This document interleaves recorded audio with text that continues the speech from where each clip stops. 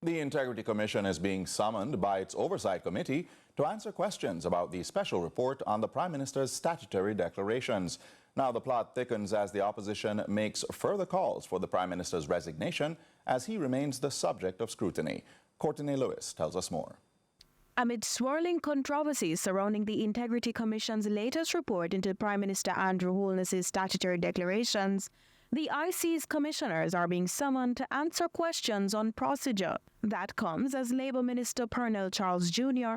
ramps up his defence of Holness, calling suggestions for further inquiry a witch hunt. Jamaicans are fooling. Jamaicans are not foolish people.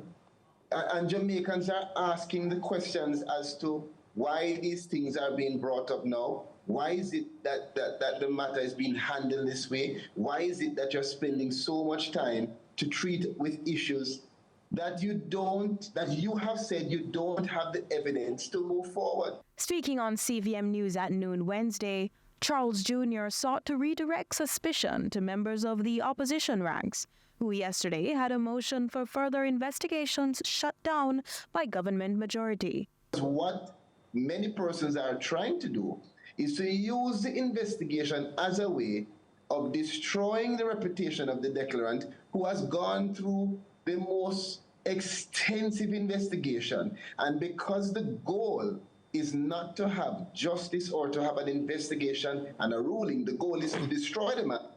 They haven't achieved the goal, so they will continue and continue until it reaches that level. I'm not going to have that. Charles Jr., like others in government, defends the move to quash the opposition's motion, concluding the matter has already been settled. He is bullish in his claims of innocence and is unyielding in his quest to see the Prime Minister vindicated. The Integrity Commission has told us that they have completed their investigation. There's only one matter that was submitted to the Director of Corruption and Prosecution, and that matter, the final evaluation led to the conclusion that there should be no charges laid. In a release Wednesday, opposition leader Mark Golding called for the Prime Minister to step down as investigations persist. The opposition states the attacks on the IC represent a blatant attempt to undermine the authority of a critical anti-corruption body tasked with ensuring transparency and accountability in government. Nonetheless, the Labour Minister says there is no effort to block investigation. There's no effort to block any cooperation. What we have to do is maintain the integrity of this investigation.